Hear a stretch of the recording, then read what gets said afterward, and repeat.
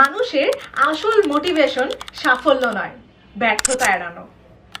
মনে রাখবেন, মানুষ খুব বেশি সফল হতে চায় না, তারা আসলে ভয় করে ব্যর্থ হওয়া থেকে।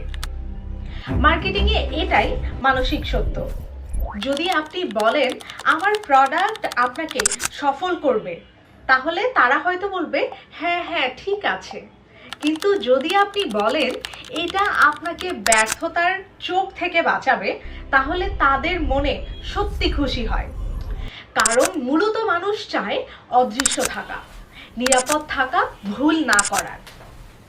মানুষের মোটিভেশন বোঝার চাবিকাঠি হচ্ছে তারা সফলতা চায় না, তারা মূলত ব্যর্থতা এড়াতে চায়। আপনি যদি মানুষের মন থেকে শুরু করেন, মার্কেটিং সব সহজ হয়ে যায়। সাফল্য বিক্রি করবেন না, ব্যর্থতা এড়ানোর নিশ্চয়তা বিক্রি করুন।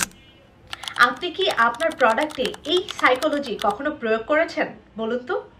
কমেন্টে লিখুন হ্যাঁ বা না, অথবা কমেন্টে লিখুন চেষ্টা করেছি। ভিডিওটি ভালো লাগলে অবশ্যই লাইক, কমেন্ট, শেয়ার করে আমাদের বিজয়ের কণ্ঠের পাশেই থাকুন। কারণ মানুষের আসল মনোবিজ্ঞান বোঝা শক্তি।